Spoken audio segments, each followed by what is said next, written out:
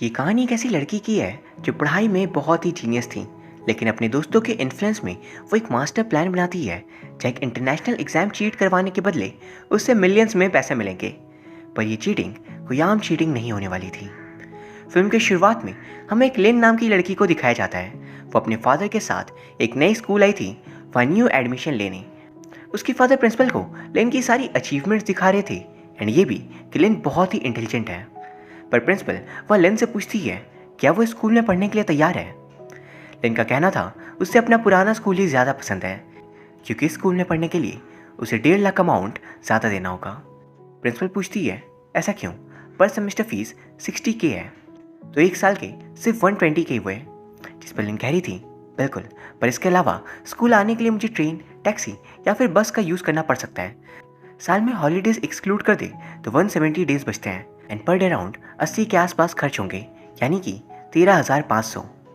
उसके अलावा school canteen के अलग से पैसे देने होंगे एंड स्कूल यूनिफॉर्म और स्टेशनरीज के अलग से। ऑल इन ऑल वो 1.5 लाख के करीब आ जाएगा। प्रिंसिपल लिन का इतना फास्ट और एक्यूरेट कैलकुलेशन देखकर बहुत इंप्रेस होती है और उसे स्कॉलरशिप दिया जाता है, यानी उसके सारे खर्चे ज़ीरो। फिर अगले सीन में लिन का आईडी कार्ड के लिए फ़ोटो लिया जा रहा था जब अचानक एक लड़की आकर उसके बालों को सही करने लगती है। उसका नाम ग्रेस था एंड वो लिन से कहती है ये फ़ोटो 3 साल चलेगी इसलिए अच्छे से खिंचवाओ एंड वहाँ उन दोनों के बीच अच्छी दोस्ती हो गई थी। वहीं कुछ दिनों बाद स्कूल में एक नई पॉलिसी लाई जाती है कि स्कूल प्ले में वही स्टूडेंट्स पार्टिसिपेट कर सकते हैं जिनका CGPA 3.25 से ज़्यादा हो। पर ग्रेस पढ़ाई में बिल्कुल भी अच्छी नहीं थी, लेकिन उसे प्ले में हिस्सा लेना था, इसलिए वहाँ से लिन ट्यूशन देने लगती है। एंड अब आता है एग्ज़ाम का दिन।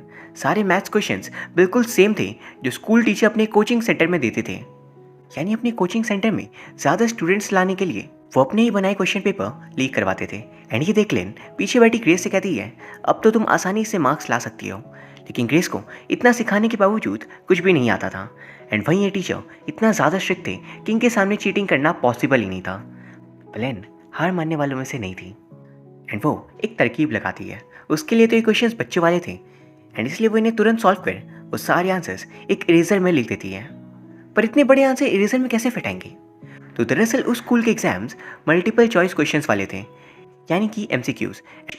एंड वो सारे सही ऑप्शन इरेजर में लिखकर अपने एक जूते में गिरा देती है एंड किसी तरह टीचर की नज़रों से बचते हुए वो अपने शू को पीछे के डेस्क तक पहुंचा चुकी थी और अब सब कुछ ग्रेस के ऊपर था। लेकिन उसी वक्त टीचर भी वहीं खड़े हो जाते हैं एंड वहाँ उन दोनों को अपने पैर छिपाने पड़ते हैं, वरना टीचर समझ जाते हैं। फिर उनके जाते ही ग्रेस किसी तरह इरेजर अपने पास लेकर उस शू को दोबारा लिन के पास फेंकती है जहाँ उसकी गलती के कारण उसका शू बहुत आगे चला गया था। एंड इसके पहले कि टीचर की नज़र उस पर पड़े लिन पेपर लेकर खड़ी हो जाती है और रास्ते में अपने पैर को शू में डाल वो टीचर से पूछती है क्या रफ पेपर में नाम लिखना होगा? वो कहते हैं बिल्कुल। पहले एग्ज़ाम नहीं दिया क्या? एंड तभी फिर एग्ज़ाम वहीं ख़त्म हो जाता है और कुछ दिनों बाद जब रिजल्ट आया था तब ग्रेस के मार्क्स 3.87 CGPA क्रॉस कर चुके थे, जो कि उसके लिए अनएक्सपेक्टेड था। इसी खुशी में वो उसे एक विला में इन्वाइट करती है जो उसके रईस बॉयफ्रेंड पैट का था। वह तीनों बहुत इंजॉय करे थे एंड तभी पैट वह लिन से दोस्ती करने की कोशिश करता है। लिन थोड़ी हैरान थी, जिसे पैट रिवील करता है उसे भी एक ऐसी दोस्त चाहिए जो उसे अपना इरेजर गिफ्ट करे, यानी उसे भी एग्जाम शीट करने थे। लिन समझ आती है कि ग्रेस ने उसे सब कुछ बता दिया एंड वो साफ मना कर देती है, लेकिन पैट उसे रिक्वेस्ट करते हुए उसे एक ऑफर देता है जहाँ उसे एक एग्ज़ाम के बदले 3,000 मिलेंगे और ऐसे कुल 13 एग्ज़ाम्स इस सेमेस्टर में होने वाले थे। और उसे पैट के साथ उसके और 5 दोस्तों की मदद करनी थी एंड ये सब करने के बदले वो सिर्फ एक सेमेस्टर में ही कमा सकती है 2,34,000 का अमाउंट। पर इसके बावजूद लिन घबरा रही थी कहीं वो लोग पकड़े गए तो। इवन ये सब तो गलत बात है, जिसे पैट कहता है उसके सारे दोस्त भरोसेमंद हैं। इवन जिस स्कूल की रिस्पेक्ट के लिए वो ये नहीं करना चाह रही है उसने भी उसे धोखा दिया है। भले वो स्कॉलरशिप में पढ़ रही है, लेकिन तब भी प्रिंसिपल मैम ने उसके फादर से कुछ ऊपरी पैसे लिए होंगे जिसे वो लोग टी मनी बोलते हैं। लिन ये सब सुन घर वापस आ जाती है जहाँ उसके फादर भी थे। वहाँ उसे अपना पुराना पियानो दिखता है एंड वो उसे प्ले करने लगती है। ये पियानो दरअसल उसकी मदर का था जो अब इस दुनिया में नहीं रही। एंड वहाँ पर उन पियानो कीज को देख उसे एक आइडिया आता है और अगले दिन पैट, ग्रेस और उनके 5 दोस्तों को वो चीटिंग की टेक्निक बता रही थी, क्योंकि इतने सारे लोगों को इरेजर फेंक कर आंसर बताया नहीं जा सकता। इसलिए वो उनसे कहती है कुल 4 ऑप्शन होंगे हर एक क्वेश्चन के, A, B, C और D। इन चारों ऑप्शन को एक एक सॉन्ग रिप्रेजेंट करेगा। एंड ध्यान से देखो, अगर ऑप्शन ए हुआ तो मेरे फिंगर्स ऐसे मूव करेंगे, और बी हुआ तो कुछ ऐसे, सी और डी के लिए भी कुछ ऐसे। यानी उन सातों को आंसर्स तो याद करने नहीं होंगे, पर उन चारों ऑप्शन के 4 फिंगर मूवमेंट्स। एंड अब आता है मेन एग्जाम का दिन। लेकिन तुरंत ही सारे आंसर्स मार्क कर देती है, एंड फिर हर एक क्वेश्चन के अकॉर्डिंग वह सही ऑप्शन को अपने फिंगर मूवमेंट से बता रही थी।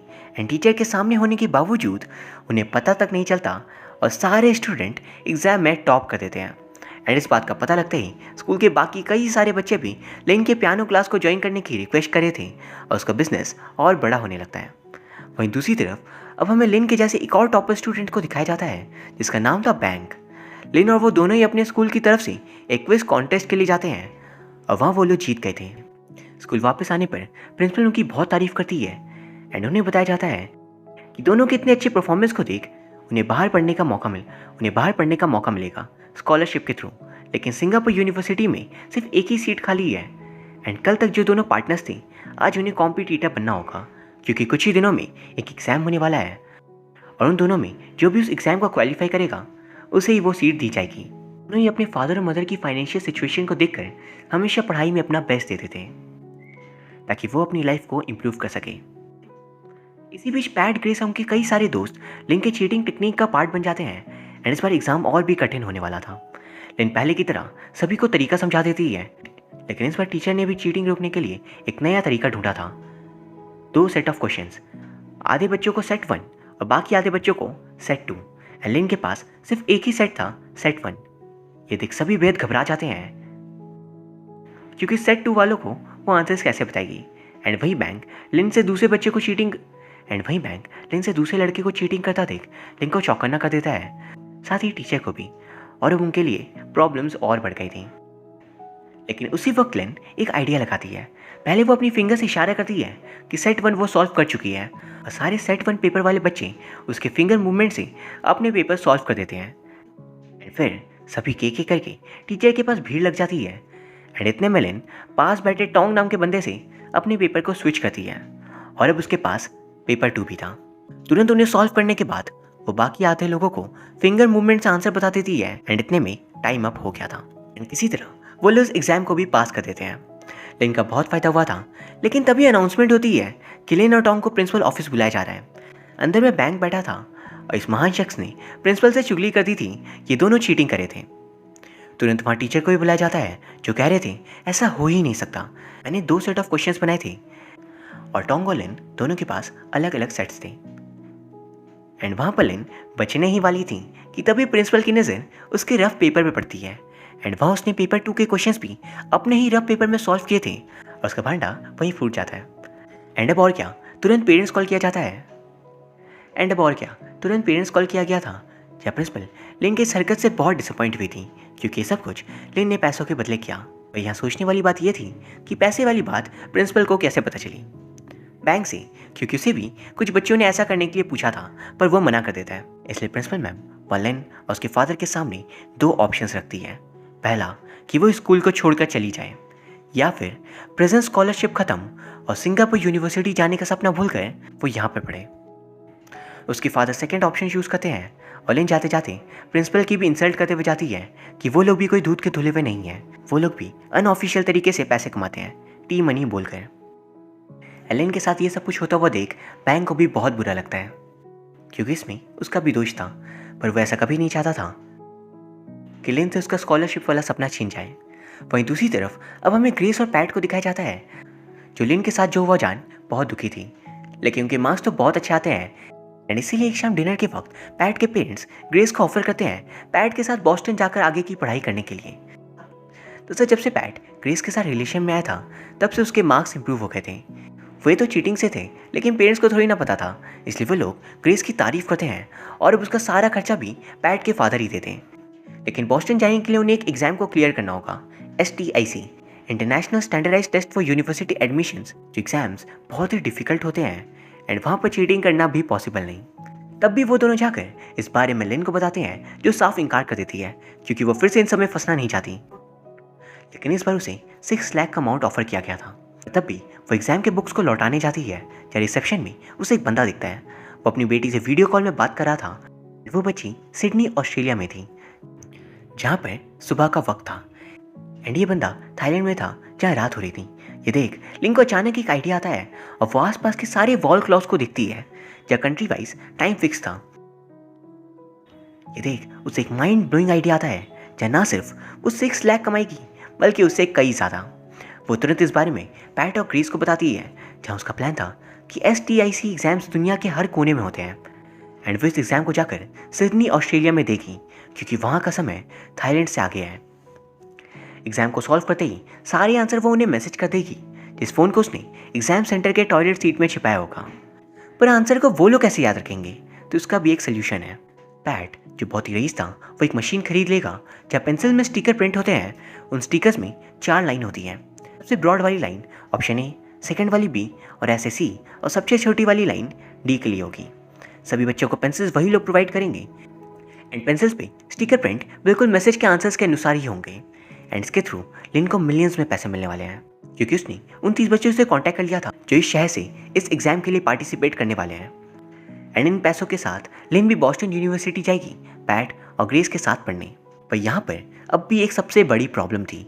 एग्जाम को तो लिन क्लियर कर लेगी लेकिन इन आंसर्स को फ़ोन में कैसे ही लिखेगी, जिस पे वो कहती है इन्हें याद कर कर, यानी पहले आधे घंटे में वो पेपर कंप्लीट कर आंसर्स मेमोराइज करेगी। A, B, C, A, D सारे ऑप्शंस को एंड फिर ब्रेक मिलते ही वो टॉयलेट से मैसेज को पैट और ग्रेस को भेज देगी। इस पे पैट कहता है ऐसा हो ही नहीं सकता, अराउंड 100 क्वेश्चंस होते हैं तो क्या तुम 100 ऑप्शंस याद रखोगी। लिन का कहना था वो 50 आसानी से याद रख सकती है लेकिन अगर एक और बंदा उसका साथ देता है तो ये आसानी से हो सकता है।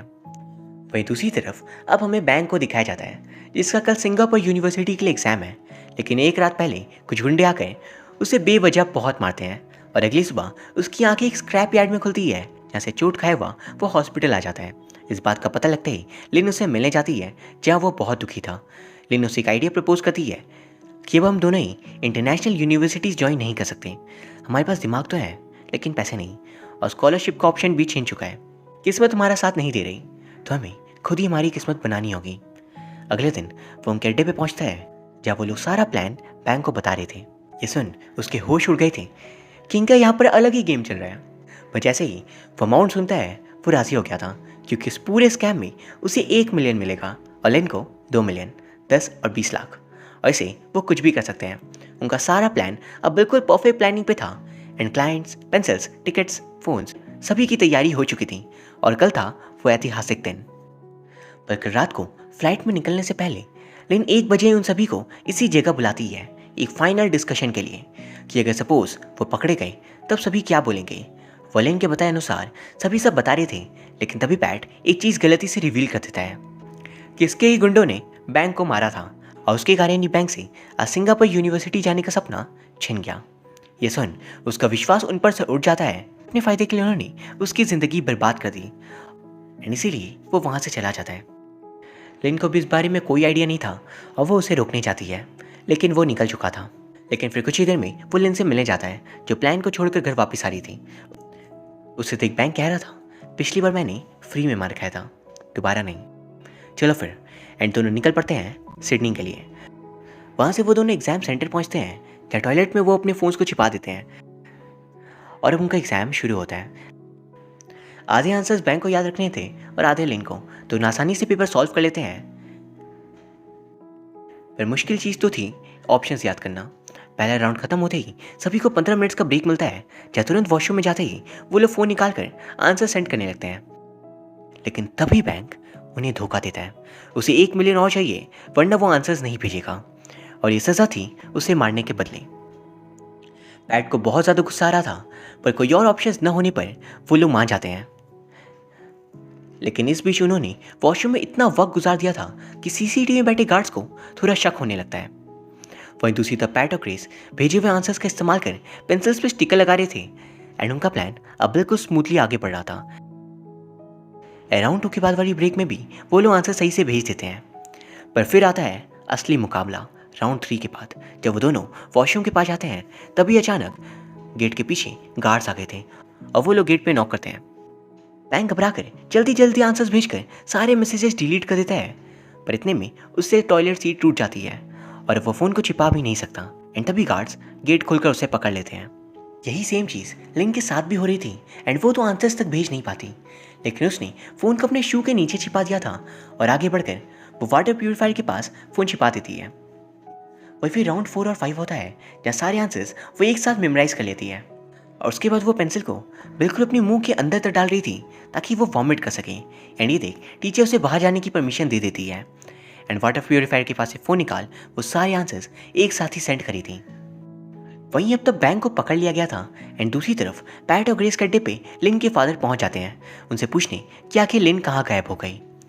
दोनों उन्हें दिखभरा जाते हैं क्योंकि ठीक सामने टेबल पे फ़ोन रखा था जहाँ लिन के ही मैसेजेस आ रहे थे एंड प्लान खतरे में था क्योंकि एक तो यहाँ ये दोनों फंस गए एंड दूसरी तरफ लिन के पीछे भी एक गार्ड पड़ गया था। लेकिन इतने सारे आंसर्स थे कि लास्ट के कुछ वो याद ही नहीं कर पा रही थी कि उसे लास्ट के कुछ याद नहीं आ रहे थे। एंड इतने में सबवे के अंदर वो गार्ड आ जाता है। भागते हुए वो मेट्रो लेने जा रही थी कि उससे पहले ही वो निकल जाता है एंड आगे जाते हुए किसी तरह उसे ये आंसर्स याद आ गए थे। वहीं दूसरी ओर लिन के फादर फोन पे इतने सारे मैसेजेस की आवाज़ सुन उसे देखने ही वाले थे कि तभी ग्रेस झूठ कह देती है कि लिन और बैंक एक दूसरे को पसंद करते हैं और दोनों डेट पे गए हैं, पता नहीं कहाँ। एंड वहाँ लिन के फादर तो चले गए थे लेकिन नीचे बाकी सारे क्लाइंट चिल्ला रहे थे क्योंकि एग्जाम शुरू होने में ज़्यादा वक्त नहीं बचा था और उसे जल्द से जल्द पेंसिल्स की प्रिंटिंग स्टार्ट करनी होगी। पर फिर लिन को कार्ड पकड़ लेता है पर अपनी बीमारी का बहाना बनाकर वो बच गई थी एंड उसका फ़ोन भी उसने ऐसे ही किसी राह चलते के बैग में डाल दिया था। और अब थाईलैंड की एम्बेसी के लोग बैंक और लिंक से बात करने आते हैं। इशारों में लिंक को अश्योर करता है कि वो उन्हें कुछ भी नहीं बताएगा एंड फिर वो खुद अपने देश लौट आती है। एयरपोर्ट पे उसके फादर वेट करे थे और वो सीधा उनके गले लग जाती है क्योंकि आज का रश वो कभी भूल नहीं सकती। फिर कुछ वक्त बाद हमें बताया जाता है कि लिन और बैंक के पेपर्स कैंसिल कर दिए गए क्योंकि बैंक ने चीटिंग की थी और लिन बीमारी का बहाना बनाकर बाहर आ गई। इसीलिए बैंक को तो बॉस्टन की स्कॉलरशिप नहीं मिलेगी पर उसे उसके पैसे मिल चुके हैं। एंड वहीं बाकी जो 30 स्टूडेंट्स थे वो सभी STIC एग्जाम्स क्लियर कर लेते हैं लिंक के आखिरी रिस्क के बदौलत। पर फिर जब उसे पार्टी करने एंड पैसे लेने के लिए बुलाया जाता है तो वो नहीं जाती क्योंकि वो इसकी एडिक्ट हो गई थी, लालच की, गलत काम करने की। और इस एडिक्शन को छुड़ाने का एक ही तरीका है इससे दूर होना। और वो 2 मिलियन वहीं छोड़ देती है। लेकिन फिर एक दिन उसे बैंक का मैसेज आता है जिसे स्कूल से निकाल दिया गया था। अब वो शाम को लिंक को अपने घर बुलाता है पर वो लिंक के सामने एक ऑफर रखता है आगे भी ऐसे ही बाकी कई सारे इंटरनेशनल एग्जाम के आंसर्स को चीट करवाने का। क्लाइंट्स की कोई कमी नहीं है और इस बार उसके पास एक फुल प्रूफ प्लान है। लेकिन वो मना कर देती है और उसे कहती है अगर और पैसे चाहिए तो मेरे शेयर्स भी पैट से ले लेना, लेकिन प्लीज़ इस लालच को छोड़ दो। वो कहता है नहीं, मैं थोड़े पैसे की बात नहीं कर रहा, बड़ा सोचो लिन, हम क्या नहीं कर सकते। हमारा दिमाग एक गिफ्ट है, हमें कोई नॉर्मल डेस्क जॉब करने की कोई ज़रूरत नहीं है ताकि हम मिलियंस में कमा सकते हैं। इवन अगर हम पकड़े भी गए तो हमें जेल थोड़ी ना होने वाली है। ज़्यादा से ज़्यादा उस स्कॉलरशिप और उस एग्ज़ाम से हमें बैन कर दिया जाएगा, उससे ज़्यादा कुछ भी नहीं। लेकिन वो नहीं सुनती और वहाँ से जाने लगती है। बैंक कहता है मैं तुम्हारा सच सभी को बता दूंगा और तुम्हें भी मेरी तरह कहीं एडमिशन नहीं मिलेगा। वो कहती है ठीक है बता दो। ये सुन बैंक उसे एक आखिरी वार्निंग देता है कि वो पैट, ग्रेस और भी 30 स्टूडेंट्स का सच बता देगा। एंड लिन फंस चुकी थी। वो ये कभी नहीं चाहेगी कि उसके कारण बेचारे उसके दोस्तों की ज़िंदगी बर्बाद हो जाए, लेकिन बैंक जो करने के लिए बोल रहा है वो भी गलत है। एंड काफ़ी ज़्यादा सोचने पर वो डिसाइड करती है कि अब वो ये सब कुछ और नहीं करेगी। एंड दरवाज़ा खोलकर वो आगे चली जाती है। एंड वहाँ में दिखाया जाता है यहाँ आने से पहले वो टीचर बनने के लिए अप्लाई कर रही थी, यानी कि सारे स्कॉलरशिप्स अपने टैलेंट को छोड़कर वो एक नॉर्मल टीचर बनना चाहती थी, एक ऐसी टीचर जो बच्चों के लिए एक इंस्पिरेशन सेट कर सके। एंड इसी वजह से लिन ने यह डिसीजन लिया। एंड इससे पहले कि बैंक किसी को कुछ भी बताए, वो और उसके फादर खुद से जाकर हायर अथॉरिटीज़ को इसकी इन्फॉर्मेशन दे देते हैं STIC एग्ज़ाम के स्कैंडल के बारे में, जहाँ लिन और उसके दोस्तों ने इतना बड़ा स्कैम किया था। और वहाँ उसके फादर अब भी उसके साथ थे क्योंकि भले ही लिन ने गलती की पर अब वो सही रास्ते पर थी।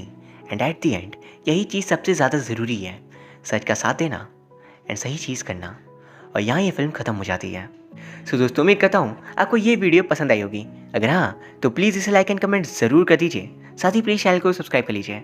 Thank you very much for watching, see you soon.